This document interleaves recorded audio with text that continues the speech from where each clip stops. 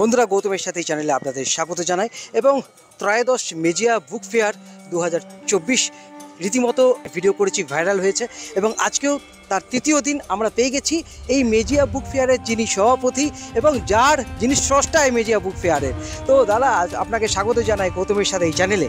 এই যে Mejia book fair আজকে একটা দিগন্ত গোটা ভারতবর্ষ জেনে ফেলেছে এবং একত্রিত গোটা ভারতবর্ষের শিল্পী, মুম্বাই শিল্পী, কলকাতা শিল্পী সবাইকে একত্রিত করে আপনি যে মঞ্চে, সে কুমার শানু হোক, সে বড় বড় স্টাররাও, এটা কি উদ্দেশ্য? উদ্দেশ্য কিছুই না, আমরা তো বাঁকুড়া জেলার মানুষ এবং আমাদের একটা তকমা তো আমাদের ছিল যে আমরা পিছিয়ে রয়েছি। তো আজকের ডেটে আমাদের এই সরকারে বাঁকুড়া জেলাও যে কোনো অংশে পিছিয়ে নেই, এটাই আমরা প্রমাণ করছি মেলার মাধ্যমে। কারণ আপনারা জানেন যে আমাদের এই যে সাংস্কৃতিক মেলবন্ধন, এটা শুধু বাঁকুড়া জেলা নয়, বাঁকুড়া, বীরভূম, পুরুলিয়া এবং তার সঙ্গে পশ্চিম বর্ধমান। এবং আমার এইবারে তো খুব ভালো লাগলো যে দমদম থেকে এক মহিলা ওনার মেয়েকে এনেছিলেন এবং এনে আগে যেদিন কম্পিটিশন ছিল এখানে একটা লজ ভাড়া করেছিলেন। লজ ভাড়া করে তারপর দিন উনি ওনার মেয়ে 4টে ইভেন্টে আমাদের করেছিল, পার্টিসিপেট করেছিল। এটা খুব ভালো লাগছে যে আজকে দমদমের মানুষও মেজিয়া বইমেলা জেনে গেছে যে মেজিয়া একটা ভালো বইমেলা হয় বা বইমেলা কম্পিটিশন হয়, সাংস্কৃতিক কম্পিটিশন হয়। এটাই আমাদের কাছে গর্ব এবং আনন্দের বিষয় যে আমরা মেজিয়াকে তুলে ধরছি, বাঁকুড়াকে তুলে ধরছি সারা ভারতবর্ষের মধ্য দিয়ে।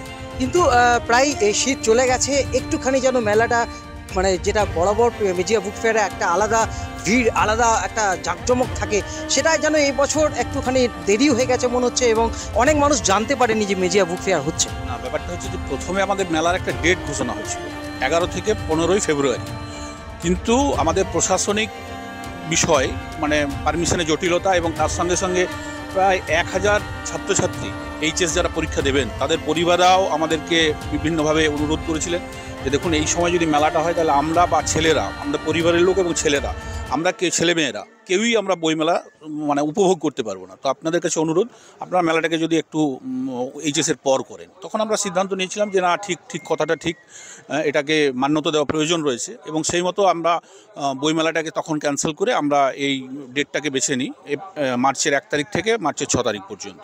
তো আশা করছি, এই তো ধরুন 2 দিন হয়েছে, আজকে বিনোদ রাঠোর আছে।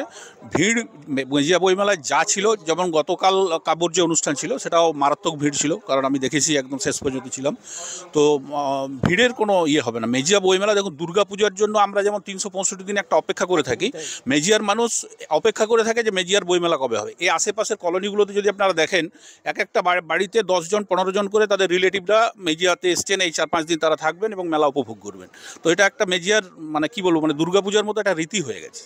আচ্ছা, আর আমরা দেখতে পাচ্ছি এখানে কিছু পাবলিশারদের সঙ্গে আমরা কথা বলেছি, তারা কিন্তু স্যাটিসফ্যাকশন আসেনি এখন অবধি, বই বিক্রি কমে গেছে। কি বলবেন? বই বিক্রি কমেনি। আমাদের 76টা প্রাথমিক স্কুল 5000 টাকা করে আমাদের ওটা কম্পালসারি করা আছে। হাই স্কুল 12 থেকে 15,000 টাকা।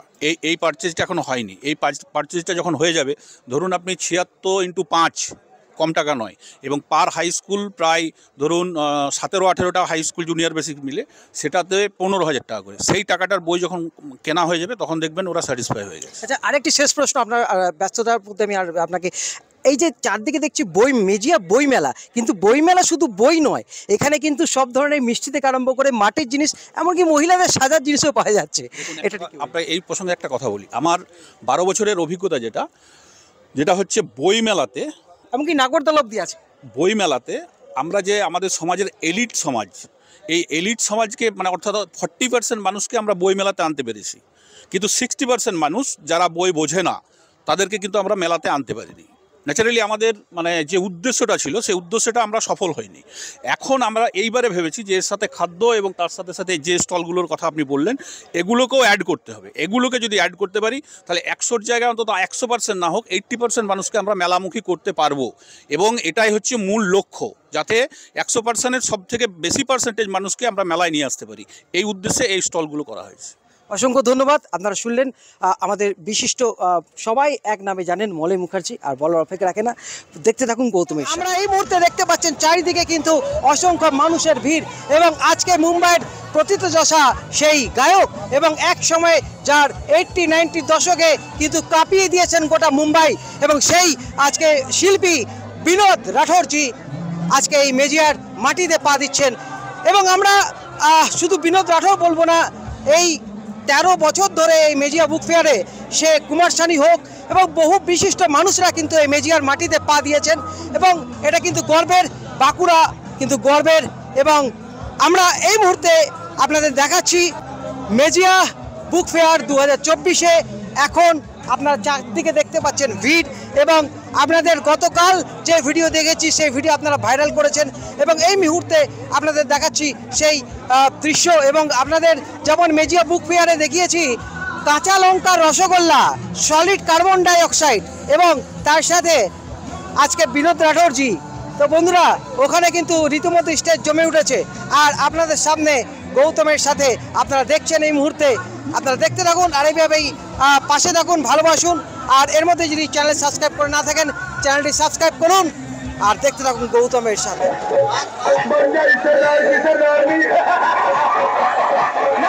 এটা কি আছে? মকটেল আছে, মকটেল। বন্ধুরা, এখানে দেখতে পাচ্ছেন ফুচকার স্টল রয়েছে মেজিয়া বুক ফেয়ারে। এই মুহূর্তে দেখতে পাচ্ছেন মেজিয়া বুক ফেয়ারে ফুচকা স্টল। হ্যাঁ বন্ধুরা, আমরা এখন রয়েছি মেজিয়া বুক ফেয়ারে, এবং এই মুহূর্তে দেখতে পাচ্ছেন খাবার স্টলগুলো দেখুন, ভিড় কিন্তু উপচে পড়েছে।